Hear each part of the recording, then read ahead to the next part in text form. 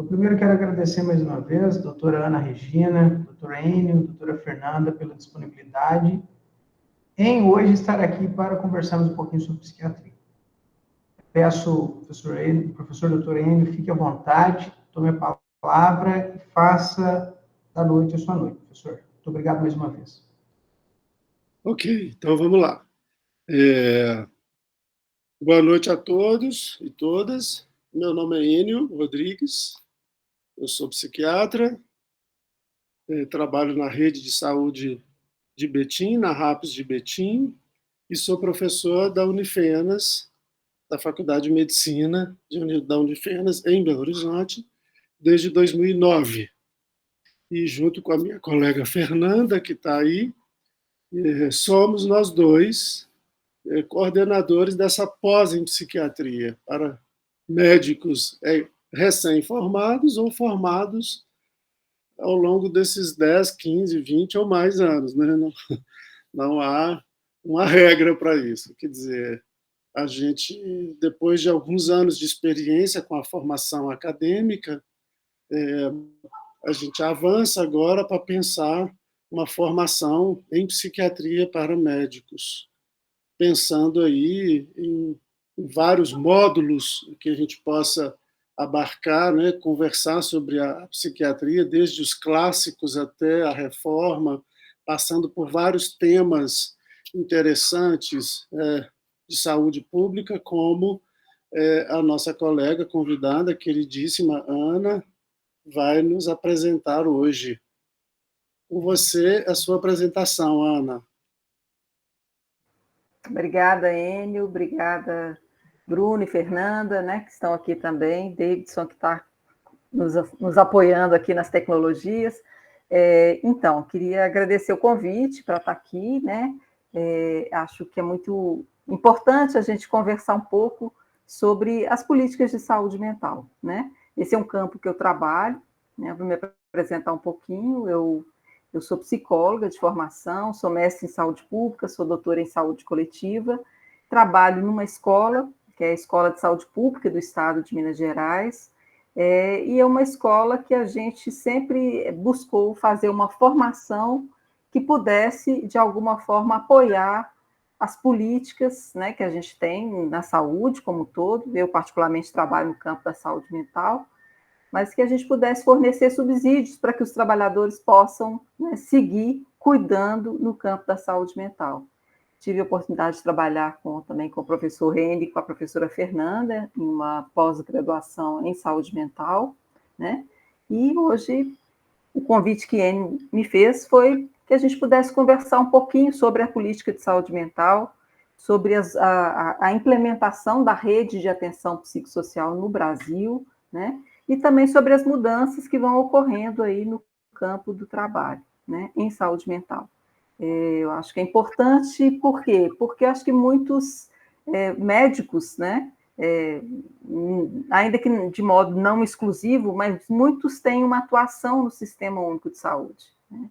E esse sistema já vem, como a gente vai ver daqui a pouquinho, ele vem implementando, né, construindo um modelo de atenção em saúde mental, né, há mais ou menos 30 anos.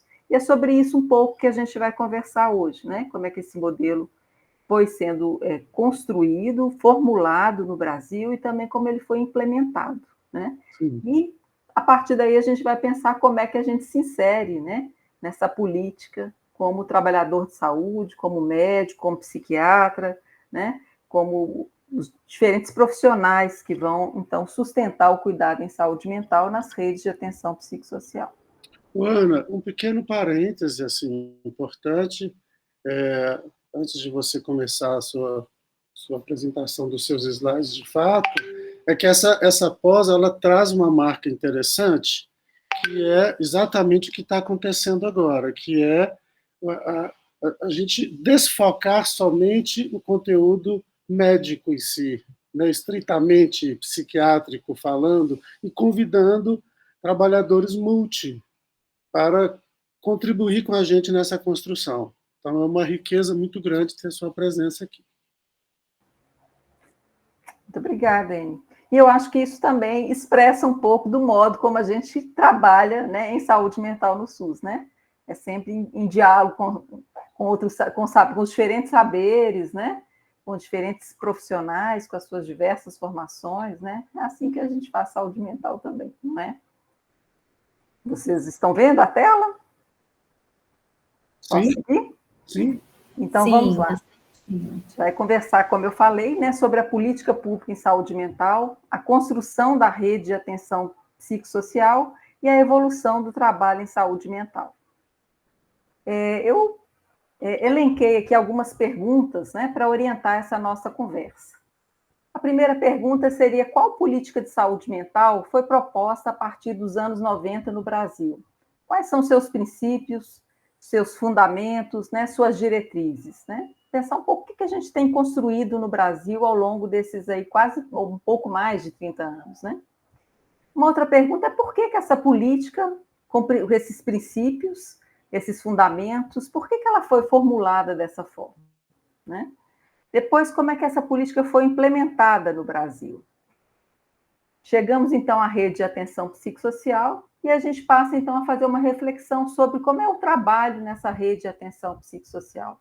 Qual é a atenção que a RAPS, né, a rede de atenção psicossocial, deve ofertar. Então, para a gente pensar aí sobre a política que foi proposta no Brasil a partir dos anos 90, é sempre importante a gente voltar um pouquinho ao passado, entender o que a gente tinha no Brasil, ainda que de maneira muito breve, né, antes dessa política. Né? O que a gente tinha era basicamente uma atenção em saúde mental centrada, né, nos hospitais psiquiátricos. Então, o que essa política vai propor, e a gente vai entender melhor por que ela vai propor isso daqui a pouco, a substituição progressiva dos hospitais psiquiátricos por uma rede de serviços no Sistema Único de Saúde, para que as pessoas com sofrimentos e adoecimentos mentais pudessem ser acolhidas, cuidadas e tratadas no território onde essas pessoas vivem. Né? Essa ideia de deslocar o cuidado do hospital para o território, com os diferentes recursos que o território tem, seja no campo da saúde, recursos comunitários, enfim. Um outro norteador, um outro orientador da política é o reconhecimento, né, de que as pessoas com sofrimento mental, com adoecimento mental, são pessoas com direitos, né, são sujeitos de direitos. Né?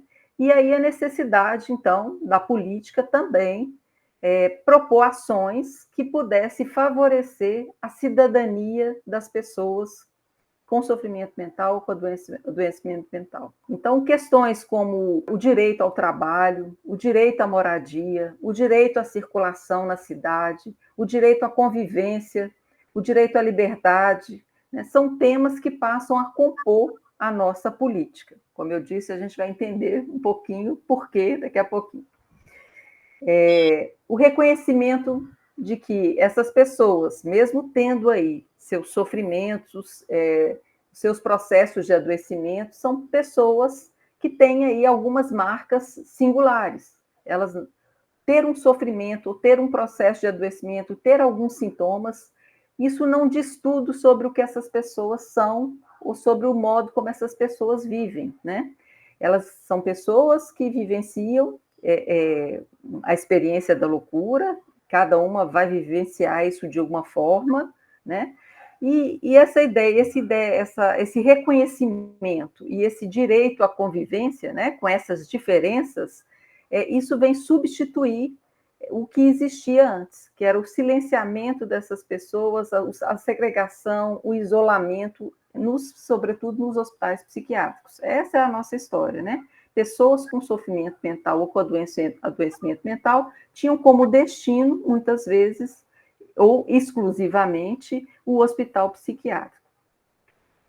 Então, e por que a gente formulou essa política que fala em cidadania, que fala em reconhecimento de diferença, fala em convivência, né? Fala em rede de serviços substitutivos, fala em cuidado no território? Por que essa política foi formulada, né, com essas diretrizes ou com essas orientações? Por quê? O que existia no país até no início dos anos 90 era muito pouco efetivo no campo da assistência psiquiátrica pública, né? O que existia era uma assistência que se restringia quase que exclusivamente à internação em hospitais psiquiátricos, né? E é bom lembrar que não havia ali, né, no hospital, o cumprimento de uma função terapêutica. Os hospitais psiquiátricos, eles serviam, sobretudo, à segregação, exclusão, o adoecimento, o silenciamento, a morte e a violação de direitos, né? Esse era um ponto. A atenção, ela se fazia centrada nos hospitais psiquiátricos que não tinham efetividade terapêutica. Outro ponto é que esse modelo de assistência psiquiátrica pública deixava uma boa parte da população que tinha necessidade de um cuidado em saúde mental desassistida, né?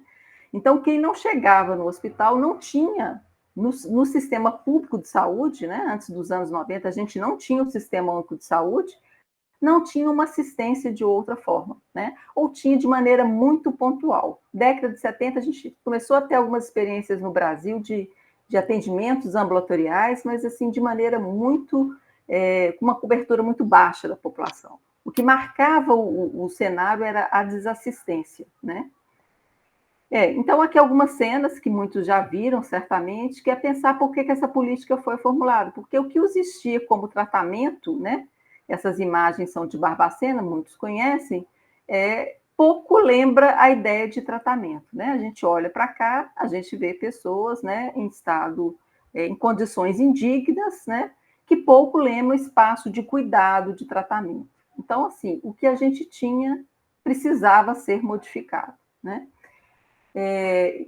Havia um contexto, né?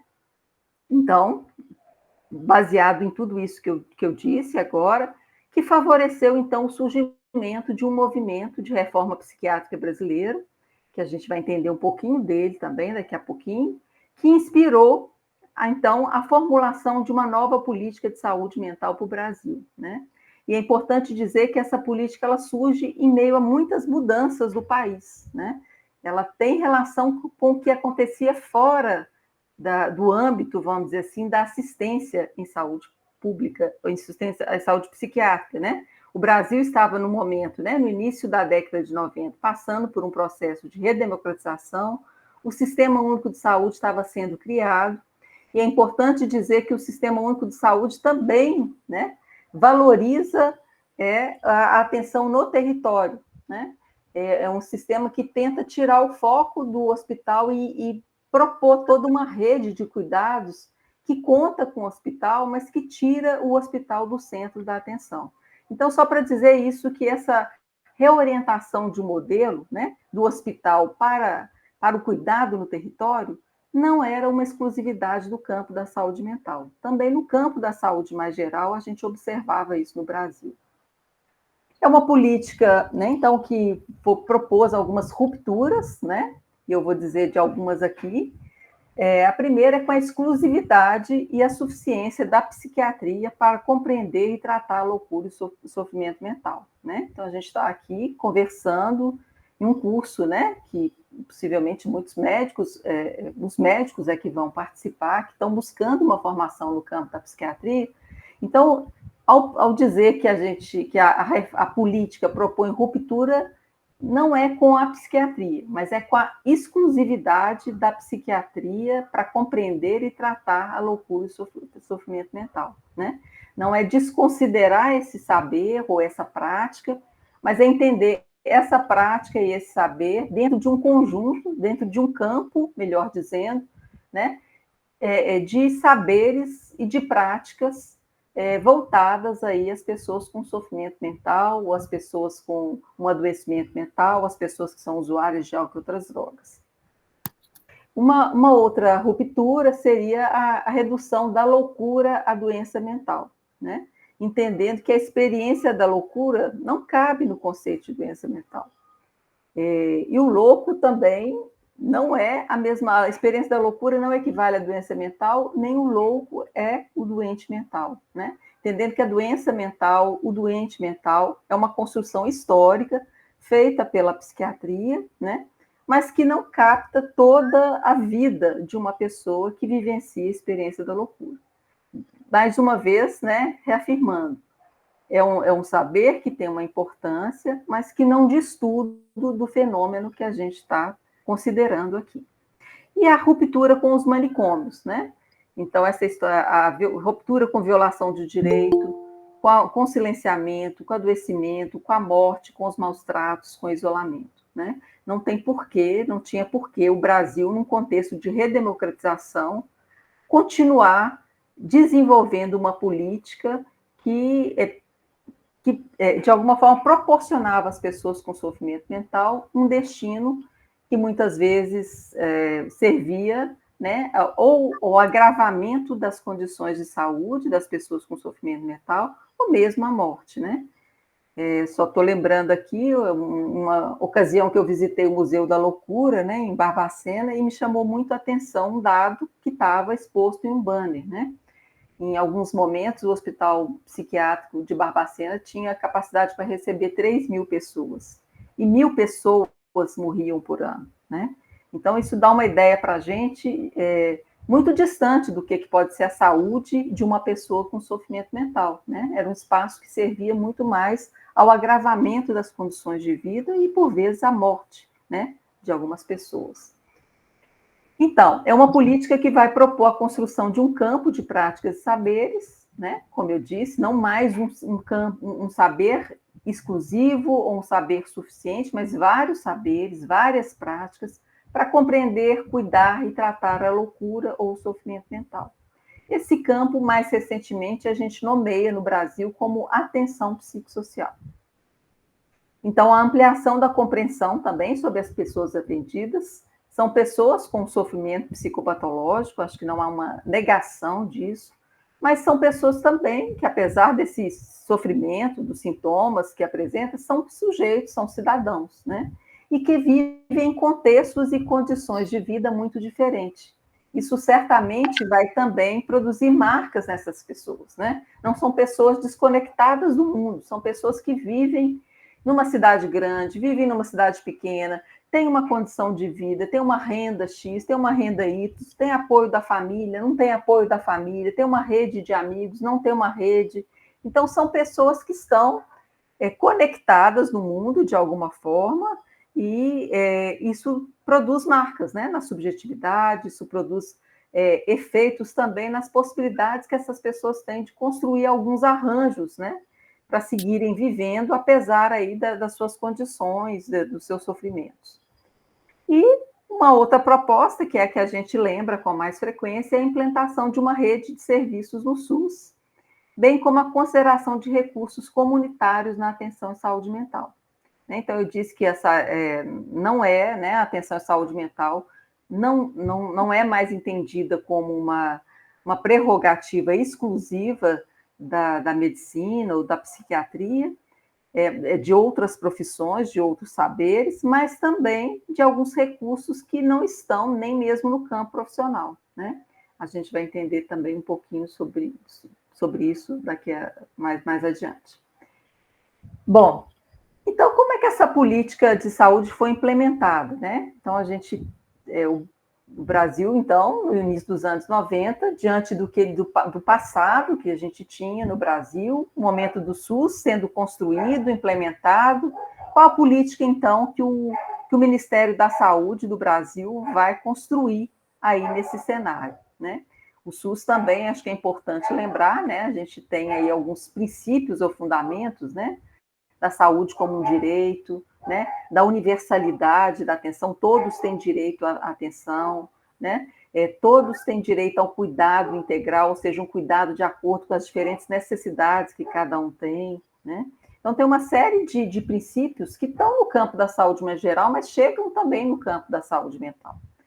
E no campo da saúde mental, 2 estratégias vão ser priorizadas na política de saúde mental, que então estava se iniciando, né, no Brasil, tanto como formulação como implementação.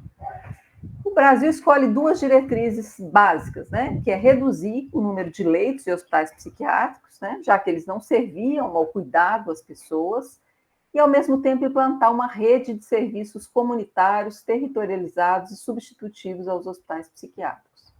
Então, é importante dizer que entre 1991 e 2015, várias portarias e também leis, né, lei federal, leis estaduais, foram publicadas, formuladas e permitiram a institucionalização da política de saúde mental que a gente está aqui conversando. Brasil, no início dos anos 90, tinha cerca de 90 mil leitos psiquiátricos, né? Então, se o Ministério, né, como eu acabei de dizer, né, adotou uma diretriz para reduzir esses leitos e esses hospitais psiquiátricos, ele precisava fazer isso com muita cautela, né, para não gerar desassistência, e também havia um cenário de muita disputa, né? Você tinha ali donos de hospitais privados que prestavam serviço ao SUS, né? E eram hospitais muito lucrativos, porque, como a gente sabe, assistência em saúde mental não exige muito equipamento, não exige muita tecnologia dura, né?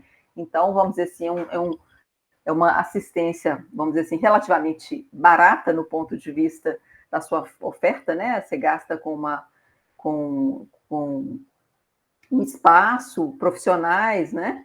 Então, você também, ao mudar a política, implicava em mexer, em modificar, em tocar em interesses econômicos muito bem consolidados, né?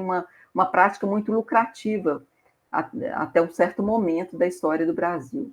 Então, o Ministério ele tinha que fazer essa redução de uma maneira muito fundamentada, consistente e responsável, né?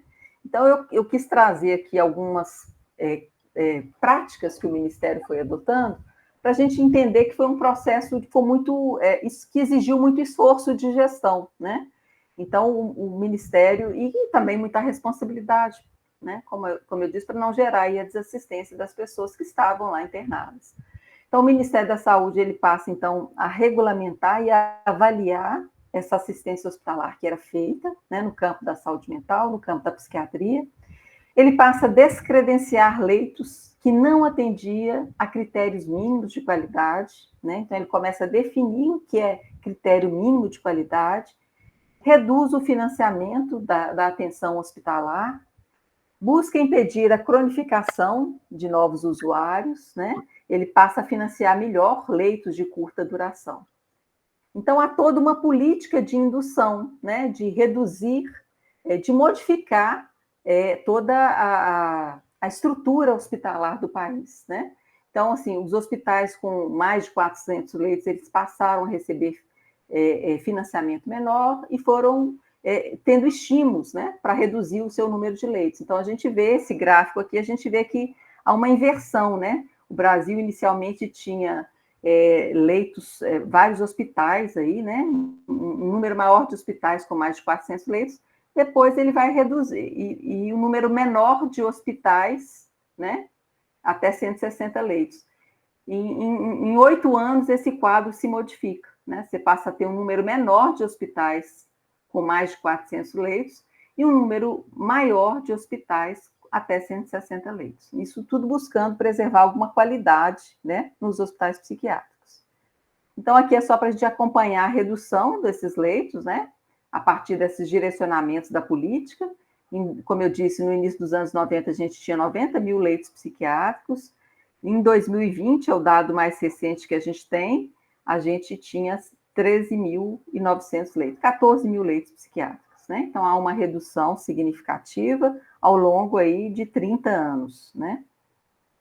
E o Brasil, então, vai implementando também a sua rede de serviços comunitários, territorializados e substitutivos aos hospitais psiquiátricos. Aqui eu não vou ler, mas há uma série de portarias, como eu já anunciei, que são criadas pelo Ministério da Saúde e que vão garantindo o financiamento, né? A princípio de um hospital dia, um atendimento dia, mas dentro do hospital psiquiátrico, os NAPs, CAPs, que deram origem aos nossos centros de atenção psicossocial, as oficinas terapêuticas que poderiam ser feitas nos NAPs, CAPs ou na atenção básica, no centro de saúde, né?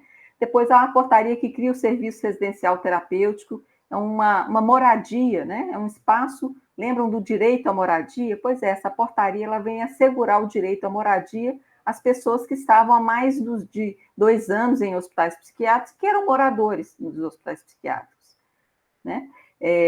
Também, ainda para os moradores, houve a criação do programa de volta para casa, um auxílio de reabilitação psicossocial, um auxílio financeiro para que as pessoas pudessem viver, então, agora, né, nos serviços residenciais terapêuticos, junto às suas famílias. Então, era um programa de incentivo à deshospitalização ou desinstitucionalização. Esse programa ainda existe.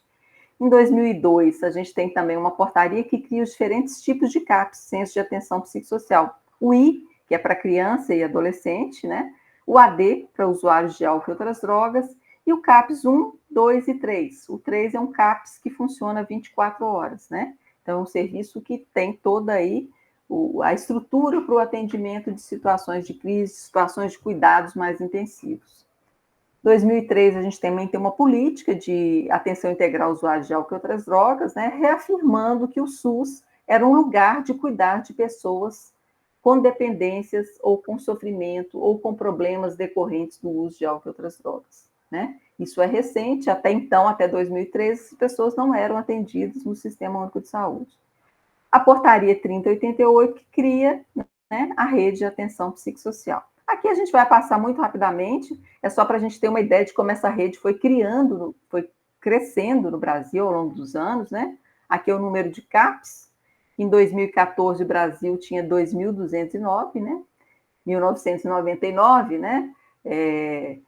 Ele tinha aí 180 leitos, 150 leitos, 98. Então, há um crescimento rápido num espaço curto de tempo, né? Em termos de política pública, né, gente? Que a gente está conversando.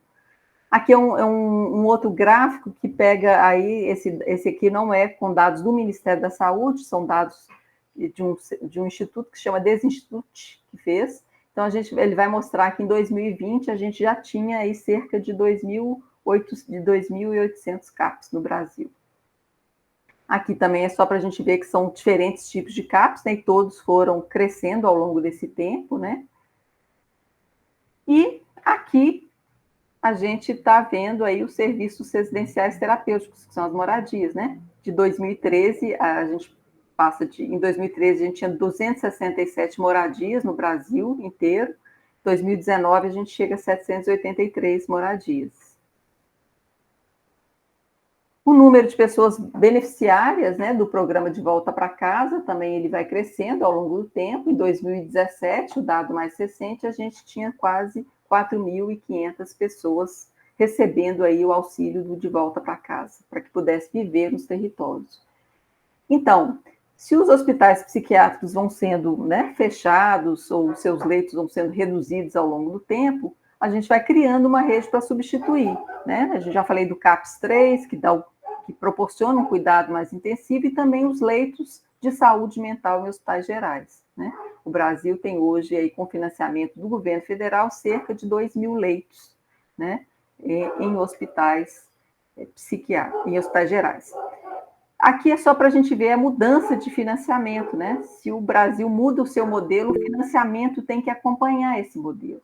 Então, a gente vê que, em 2001, o Brasil tinha 80% dos recursos em saúde mental destinados aos hospitais psiquiátricos e só 20% destinados a outros serviços.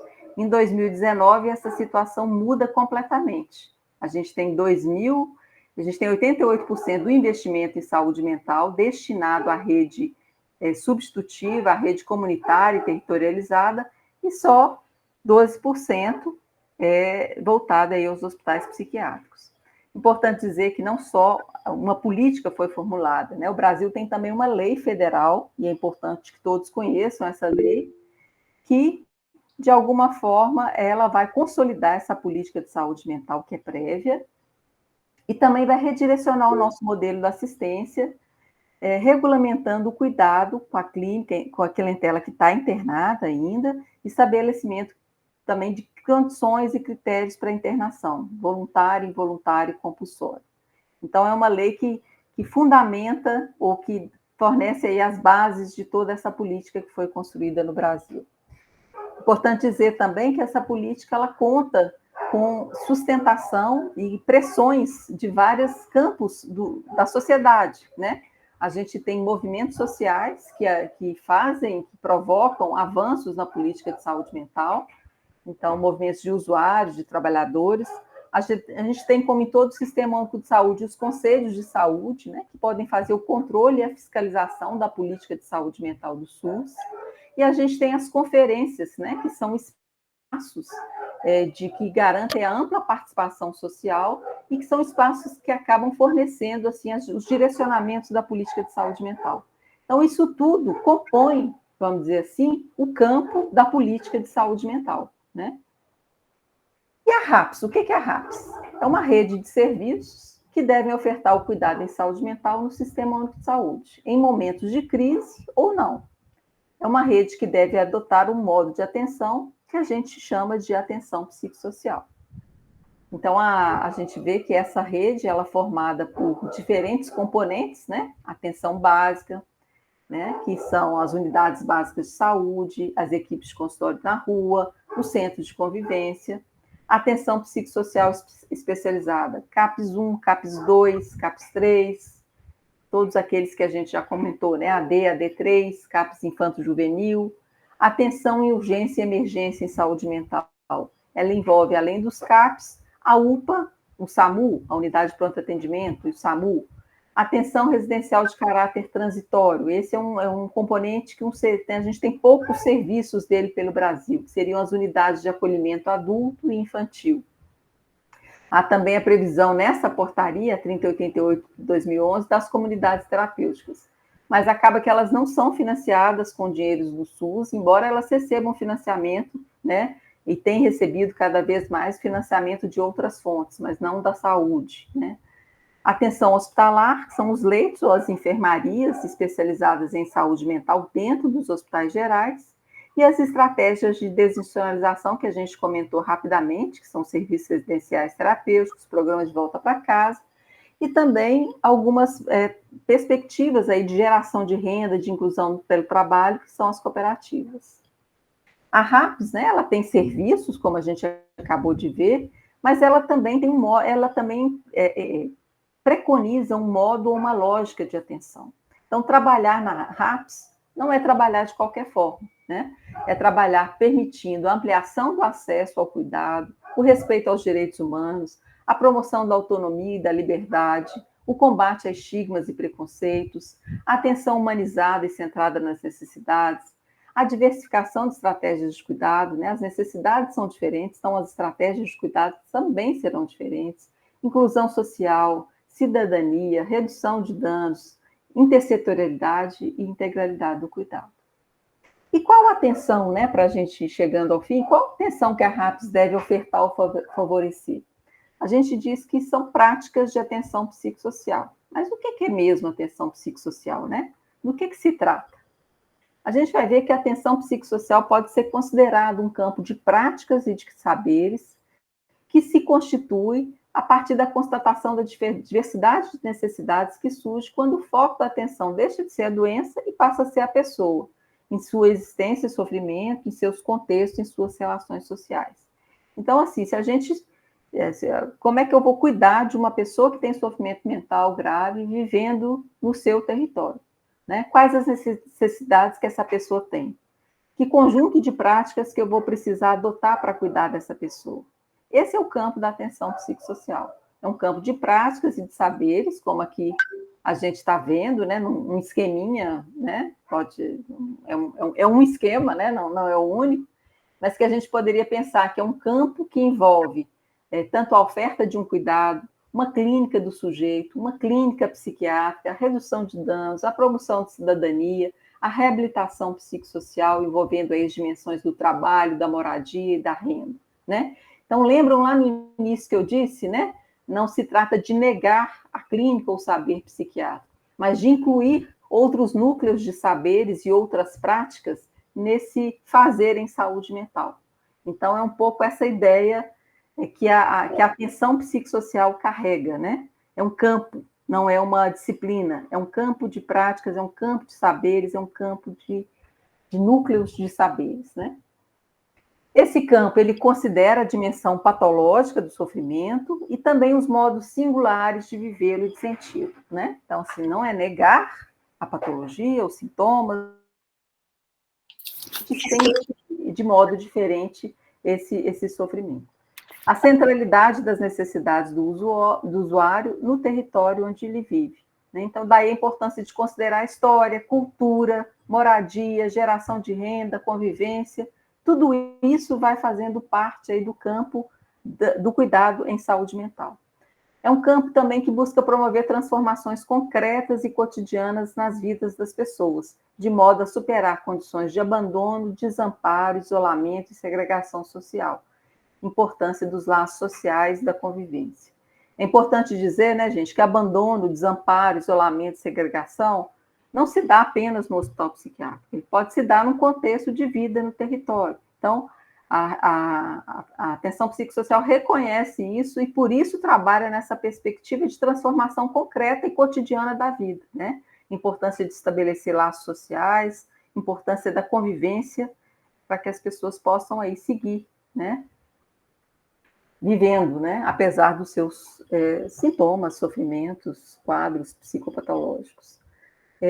E qual a atenção que a RAPS deve oferecer? Entendendo melhor um pouco essa atenção psicossocial, né? Ela tem uma dimensão epistemológica, né?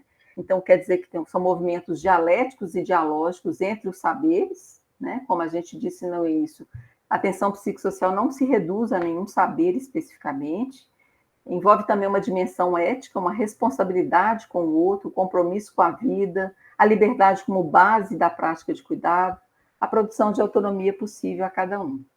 E a dimensão operacional, que é aquela que a gente conversou, né, que é a criação da rede de serviços. Mas é importante a gente entender também que é uma rede de recursos, né? E que recursos são esses? Muitas vezes os recursos são as pessoas, né? São trabalhadores, são amigos, são vizinhos, né? Então, recursos também são afetos, são relações, né?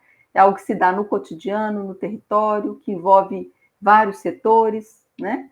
E a gente fala em cuidado colaborativo, cuidado cooperativo, para dar essa dimensão de um cuidado sustentado por muitos.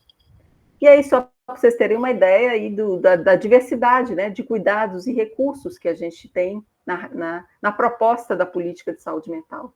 Desde as mais próprias, vamos dizer assim, né, ou mais tradicionais do nosso campo, consultas, atendimentos, medicamentos, mas também espaços de cuidado, de moradia, de convivência, de geração de renda, de cultura e arte, né, os diferentes profissionais e seus saberes, né, psicólogos, agentes comunitários de saúde, médicos psiquiatras, terapeutas ocupacionais, enfermeiros, assistentes sociais, os vizinhos, as famílias, as comunidades, os serviços, né, que a gente já acabou de ver lá, da RAPS, né, Unidade Básica de Saúde, CAPS, hospitais gerais, e os diferentes setores também que são acionados na política, né, saúde, educação, cultura, assistência social, etc.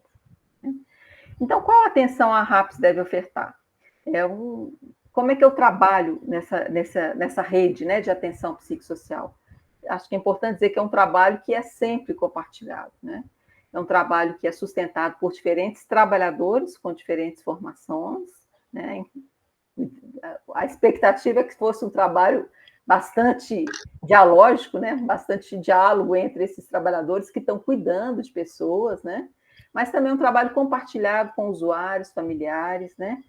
Por trabalhadores da saúde mental, do SUS, mas também de outros setores, né? Assistência social, educação, cultura. Então, é um trabalho feito por muitos e por meio de relações mais horizontalizadas. E é um trabalho também que envolve diferentes racionalidades, né? Desde uma racionalidade tecnológica, né? Uma racionalidade que diz de técnicas, né, que a gente pode adotar, ou de tecnologias que a gente pode adotar, que já foram produzidas, né, como um medicamento, por exemplo, como um saber mais sistematizado, mas não só por isso, né? No campo da saúde mental, a gente diz que nós não estamos num registro eminentemente técnico. A gente também está no campo da praxis, que é o campo da ética, né, da minha relação com o outro, das escolhas que eu tenho que fazer diante de um outro, né, que está num quadro de sofrimento, que está num surto, que está num quadro delirante, né, como é que eu vou me posicionar diante desse outro. E também a gente fala que há uma racionalidade da arte, porque sempre é um trabalho que convoca uma invenção, né? A gente não tem certeza do que vai fazer. né? Claro que as experiências que a gente vai adquirindo no campo do trabalho, as nossas experiências de vida, a nossa relação com saberes, tudo isso vai nos dando aí algumas bases para a gente, alguns fundamentos para a gente atuar. Mas a gente vai dizer que sempre há alguma coisa a inventar, a produzir, a criar. Bom, para finalizar, a gente pode dizer que essa política de saúde mental que foi construída no Brasil ao longo desses 30 anos, ela foi bem sucedida em relação às suas duas estratégias principais, né? Que é a redução do número de leitos de hospitais psiquiátricos, eu fui mostrando para vocês, né, como é que isso foi se dando, e a criação de uma rede substitutiva, né? A gente tem uma rede bastante robusta, ela não é suficiente ainda, mas a gente teve um crescimento importante dessa rede. É um campo, é importante dizer que a saúde mental é um campo que permanece em disputa, então há sempre compreensões diferentes sobre as políticas na sua dimensão macro e também na sua dimensão micro, né? Então, essa história que eu trouxe para vocês, esses elementos sobre a política de saúde mental, obviamente eles não são consensuais, né? Há disputas entre modelos de atenção em saúde mental, há disputas também no cuidado, né? Nessa dimensão micropolítica da prática da saúde mental. Então, a disputa entre o modo de atenção psicossocial e práticas restritas a saberes dos especialistas, né? Eu disse para vocês como o campo da atenção psicossocial ele vai ampliando, inclui os especialistas, mas não se restringe a eles. E, por fim, é uma política, é importante a gente reconhecer, que na sua implementação ela enfrenta dificuldades cotidianas, né? Sustentar o cuidado em saúde mental no território, isso é feito em meio a muitos desafios diários, cotidianos, né? Há lacunas assistenciais, como eu comentei, há serviços e há relações de trabalho muito precarizados, né? A formação ainda é insuficiente, né, para trabalhar, para cuidar de uma pessoa vivendo em crise, fora da crise, mas com sofrimento mental, vivendo aí, né, nos territórios. É preciso que a gente se forme para isso. E também é importante dizer da complexidade dos casos atendidos, né? Cada vez mais a gente se depara com casos que têm aí componentes sociais, econômicos, políticos, né? Raciais, né? Uma diversidade de elementos estão presentes na vida de uma pessoa que a gente cuida, né? Então, cada vez mais a gente está diante de situações complexas que exigem muita, como eu disse, muita criação, muita articulação com outros setores, muita disposição para a construção. Bom, de modo bastante rápido, né? A gente poderia dizer que é um pouco essa a história que a gente tem e a prática, né? E as políticas que a gente tem em saúde mental no Brasil hoje, né? Eu acho que são pontos para a gente introduzir a conversa, na verdade, mais do que para concluir. Ok, Ana. É um presente ouvir você. Assim, de uma grandeza ver você sintetizar coisas tão complexas.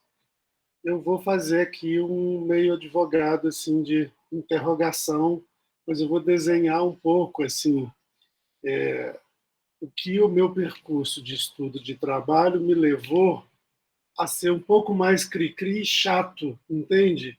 Com o processo de ver uma realidade e, ao mesmo tempo, de ir para o mundo acadêmico e há sempre uma distância, né?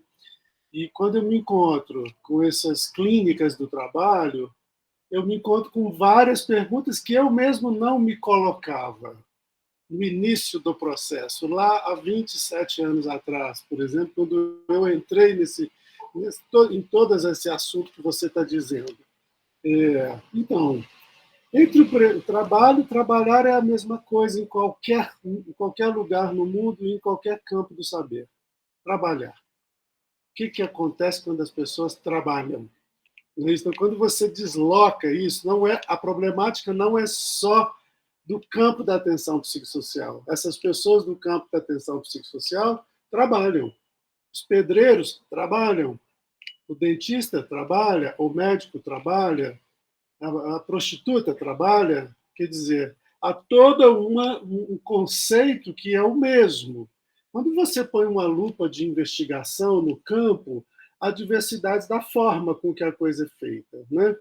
E, como todo processo de trabalho, há uma diferença entre o que se prescreve e o que se faz. O que é prescrito e o que é real. Ao longo dos anos, desses 30 anos que você está nos desenhando, há um real aí. Há uma realidade, há um real, há um trabalho real, aquilo que os trabalhadores conseguem fazer no dia de trabalho, que é um real muito hoje, a cara dele não está uma cara muito saudável. E aí a gente poderia fazer lives e lives para fazer uma interlocução entre o que você está nos trazendo, e eu tenho certeza que você sabe disso que eu estou lhe trazendo também, você tem crítica disso, mas todo esse desenho dessas normas, que eu vou dizer normas antecedentes, tudo que preparou o campo, que não esperava que o real fosse esse, por exemplo. Né? Quando a gente cria uma coisa, a gente não espera que o real seja tão distante do que a gente criou, né? Mas há sempre essa distância entre o que se faz e o que se pede e o que se faz. E qual é esta realidade que a gente vê hoje? Quer dizer, há várias pesquisas por aí que confrontam isso, né? Que dizem, eu vou elencar alguns pequenos, grandes problemas. Pequenos, grandes problemas. A evolução de uma demanda em sobrecarga. O que era uma demanda maravilhosa de não mais ao hospital, mas a esses serviços abertos, foi ficando ao longo dos anos uma sobrecarga enorme de trabalho. Uma escassez de recursos humanos qualificados para ocupar este lugar de grande complexidade. Uma alta rotatividade de trabalhadores. Mais médicos do que multi. Um certo empobrecimento do fazer clínico, do conceito de clínica, desse conflito da construção do caso clínico, que foi se perdendo um tanto. A precarização de condições de trabalho, condições materiais e concretas mesmo, de falta de determinadas coisas que não podem faltar nesse processo. Né? Uma centralização do trabalho, ainda que a gente não queira que ele aconteça, mas me parece uma tendência que ele continue acontecendo, que é uma centralização no médico e na medicina, uma centralização no saber da psiquiatria, no saber do psiquiatra. E veja bem, se hoje tem poucos médicos, eu estou vendo que há uma rotatividade grande nos serviços abertos, nos serviços da RAPS, e o trabalho continua centrado neles, então que negócio é esse que está acontecendo?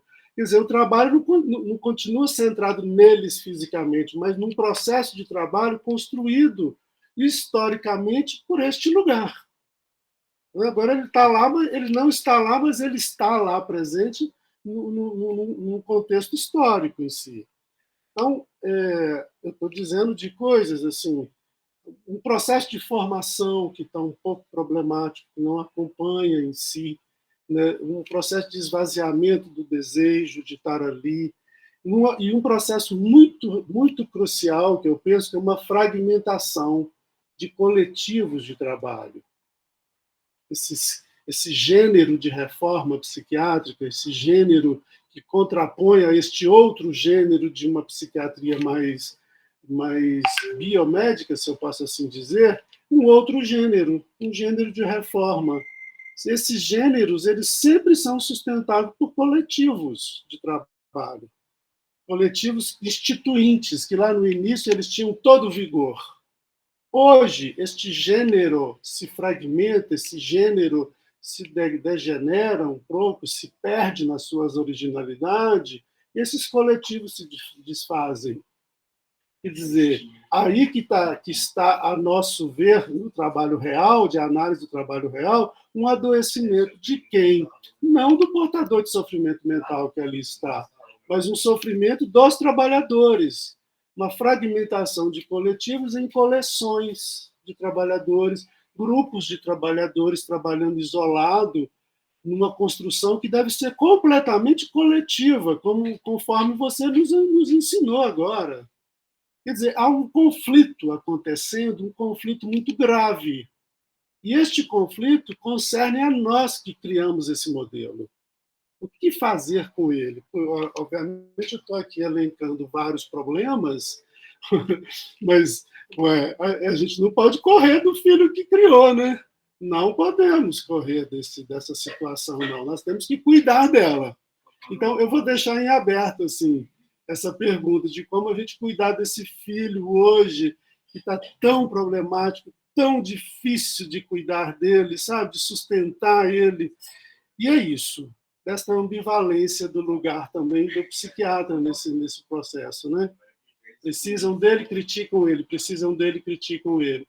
E essa construção do técnico de referência, que está também de uma forma um pouco problemática.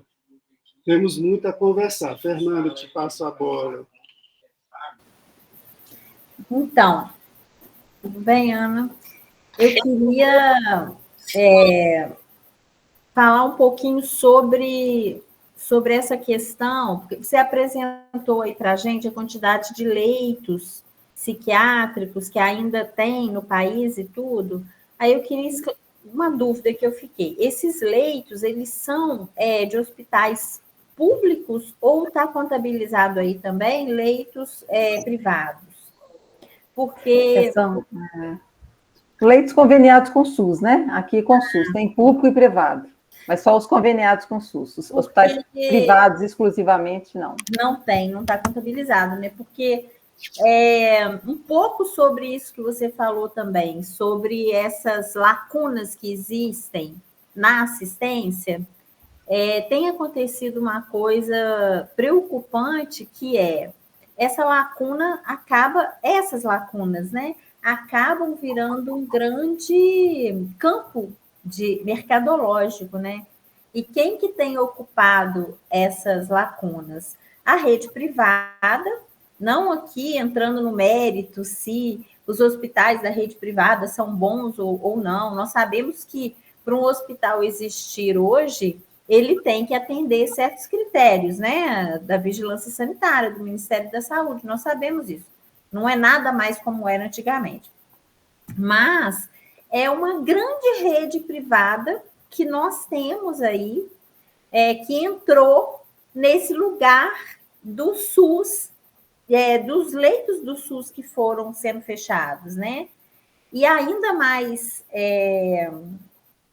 eu não sei nem se preocupante, mas queria que você comentasse como que fica a questão do dependente químico, porque o lugar do dependente químico nessa rede, quando ele não está num Sersan, né, ou num CAPS-AD, acabou sendo, esse espaço acabou sendo ocupado pelas comunidades terapêuticas que a gente sabe que existe, né? Existem, e muitas, e algumas até muito problemáticas. Então, eu queria que você comentasse um pouquinho sobre isso. Acho que são questões, assim, importantes, né? E que eu acho que são desafios, né? Que a gente tem. Acho que eu não vou conseguir, nesse curto tempo, comentar, acho que nem essa é a intenção, né? Quando vocês perguntam. Eu acho que é mais para manter as perguntas, né? Eu acho que elas são muito pertinentes, todas, né? Só assim, eu queria dizer que eu não consigo imaginar o campo da saúde mental ou da política de saúde mental desconectado de uma política maior, né? Então, assim, se os sistemas... E aí eu acho que a gente tem que... Esse é um ponto de partida, né? A gente tem uma emenda constitucional que congelou gastos da saúde por 20 anos nesse país. Isso tem, obviamente, impacto no Sistema Único de Saúde, tem impacto nas redes de atenção psicossocial, né? Então, a gente não pode desconsiderar que o que está fora não tem relação com esse campo que a gente está conversando, né? Então, acho que é só trazer também alguns elementos. Entendo perfeitamente, Anne, concordo com você, assim, acho que a gente está no campo do conflito, das disputas, né? A política formulada ela é muito mais bonita do que a prática, né? Mas eu acho que, assim, eu gosto de fazer um exercício de pensar, sim, esses conflitos, mas também de resgatar. Porque se em 30 anos a gente conseguiu mudar, né, é muito comum a gente receber um consultor da Organização Mundial de Saúde, da Organização Pan-Americana de Saúde, e falar o que o Brasil fez, ninguém fez. Né? Então, eu acho que a gente tem que ter essa dimensão, primeiro, que é sempre processo e é sempre construção. E construção se faz a partir também do conflito, né? Desse movimento é que gera. E também isso, né? Que é de uma grandeza, né? Quando eu mostrei os dados, não é só para a gente entender, olha, o que tem problemas, eu termino falando disso de uma maneira rápida, mas falando, mas foi muito. Em 30 anos você mudar, reorientar o modelo, né? Entendo a questão de Fernanda, né? Acho que em relação à rede privada exclusiva, Fernanda, acho que não tem tanto impacto, porque essa existia, continua existindo, né? A gente está pensando assim nessa rede que atende o público, né? Atende o SUS, né? As pessoas que se destinam, se endereçam ao sistema de saúde. Então, assim, e isso em termos de a gente for pensar também, aí concretamente, o que era a vida das pessoas que a gente cuida hoje, com todas as suas dificuldades, contradições, conflitos, agravamentos, né? Mas você pensar numa realidade que a gente conheceu pela história, né? Eu acho que não tem dúvida do que a gente tem hoje é melhor, né? É melhor com os desafios que tem, que eu concordo com ele. Assim, não é bonita, as pessoas são desinvestidas. Eu acho que isso alimenta as nossas produções e as nossas construções, seja no campo da formação, seja no campo da pesquisa, né? Seja no nosso cotidiano. Assim. O que é? O que essa rede? Ou ela pode mudar, né? Não quer dizer que o que a gente construiu até agora será, né? Mas eu acho que tem alguns princípios e nortes que eu acho que difícil a gente abrir mão, né? Difícil abrir mão que essas pessoas são sujeitos, são cidadãos que têm direitos, né? Acho que ninguém vai defender, quer dizer, acho que tem gente que defende, mas aí é uma questão que eu disse, né? A dimensão ética, né? Como é que destino que a gente vai dar às pessoas que têm sofrimento mental? Acho que a reforma nos ajudou a pensar muito sobre isso, né? A realidade é dura, né? Assim, tem muito aí. Acho que esses pontos devem continuar para reflexão. A questão que ele traz, né? Eu acho que são pontos para botar a gente a trabalho, né? Diria assim. A questão que Fernanda traz, sobretudo das comunidades terapêuticas. Acho que, de novo, né? Aí eu acho que também tem uma disputa que passa por questões também econômicas, questões de poder, né? De grupos que estão no poder, grupos que financiam um determinado momento, mas também eu acho que envolve uma dimensão ética, sabe? Uma dimensão técnica também. Há disputas de modelo, mas de dimensão ética, né? Qual o destino que as pessoas usuárias de drogas têm nesse país, né?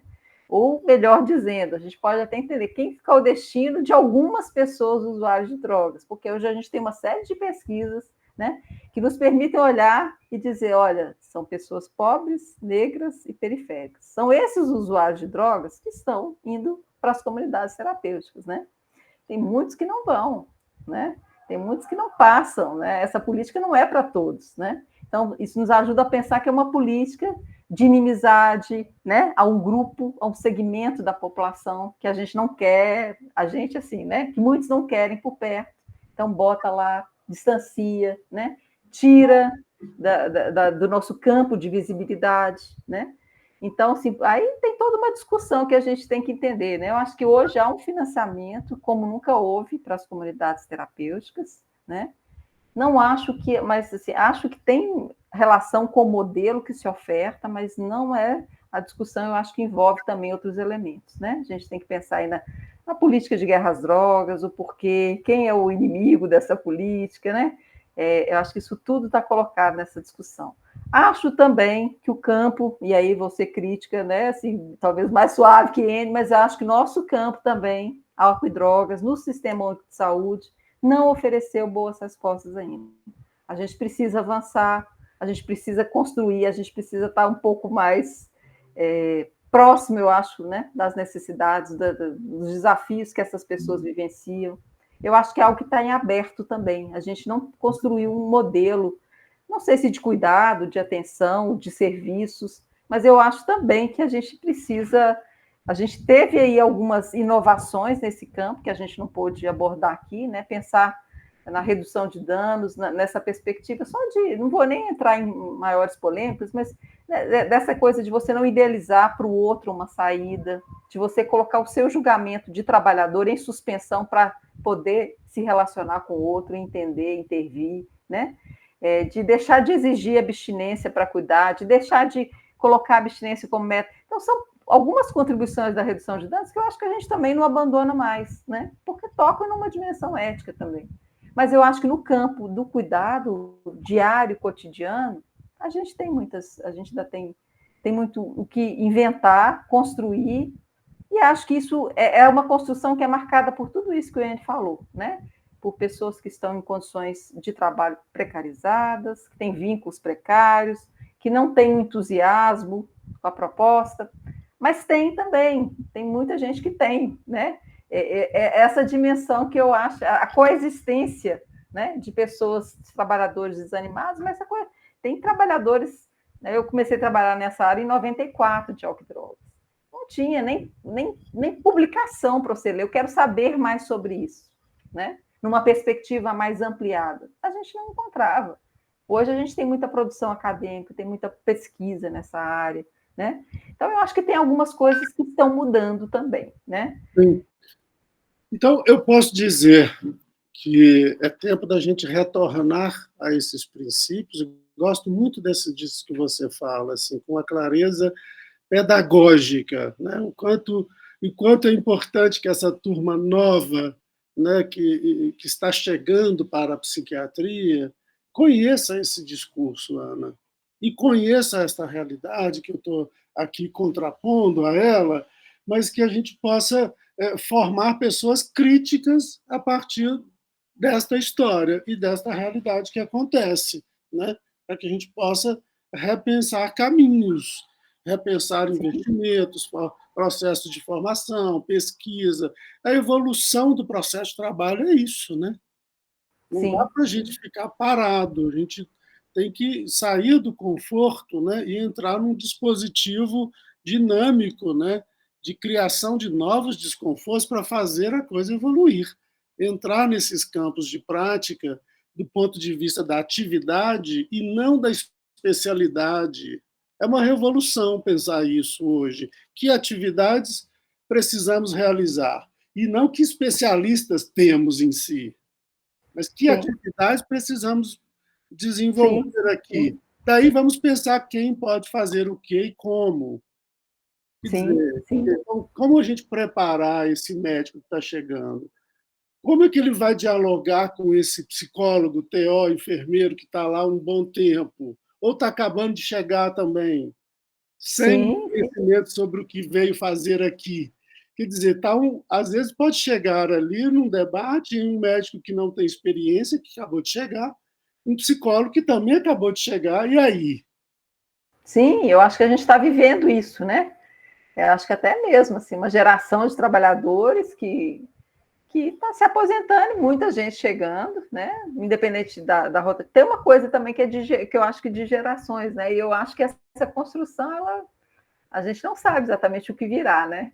E agora eu imagino que o espaço de formação, né? Eu também, assim, eu acho que o que me tira do conforto hoje é estar cotidianamente, né, em diálogo com trabalhadores que estão nos serviços, né? E estão passando por vários desses problemas ou desafios que Enio apontou aqui, que Fernanda também comentou, né? Então, assim, trabalho uma questão de formação, mas o tempo todo que a gente recebe e acolhe lá são trabalhadores, né?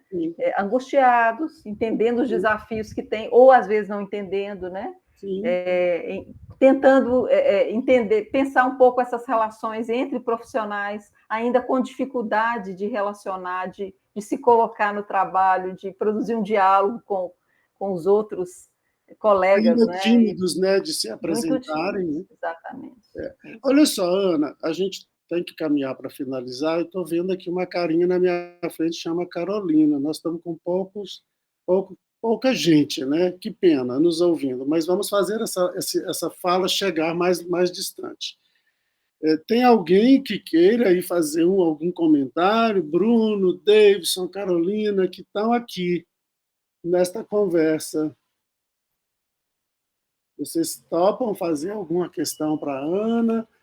Ou guardamos esse tanto de questão para trabalharmos daqui a pouco nesta pós? Professor Enio, professora Ana, acho que estamos caminhando para o final desse bate-papo, né? Como o professor Enio disse, essa importância enorme em entender a complexidade, até mesmo da comunicação entre dois grandes profissionais que prezam pela saúde mental, por tudo que envolve a psiquiatria. Eu acho que a nossa pós-graduação em psiquiatria, ela tem muito a oferecer aos nossos alunos, e certamente aqueles que estarão conosco nessa turma que acontecerá em 2024, eles têm muito a ganhar com os conhecimentos que virão pela frente. Então, vamos deixar as expectativas para essa turma, que certamente virá, e se caso a Carolina queira fazer algum posicionamento, algum questionamento, fique à vontade também. E agradecer, né, já antecipadamente, a doutora Ana Regina, pela belíssima explanação e direcionamentos aqui prestados nessa noite maravilhosa junto com a psiquiatria. E, óbvio, o professor doutor Enio, a professora doutora Fernanda, pela belíssima condução que aqui foi feito também. Ok. Carolina, meu áudio não está funcionando. Eu quero, assim, do fundo do coração, Ana, te agradecer.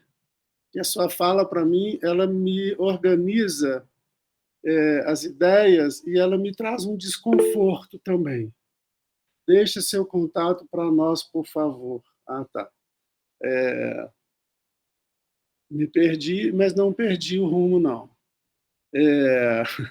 Estou querendo dizer que a sua fala ela é um presente para nós. Assim, a gente ir para essa pós com essas questões todas em aberto, para a gente construir com esses futuros médicos que vão chegar, é um primor eles poderem te ouvir. A gente vai criar um módulo na pós para a gente tratar desse assunto com mais delicadeza, com mais tempo. Então, eu queria muito te agradecer. Agradecer Fernanda, Bruno e Davidson, e boa noite para vocês. Agradeço também a oportunidade. Boa noite também, gente. Boa noite, gente.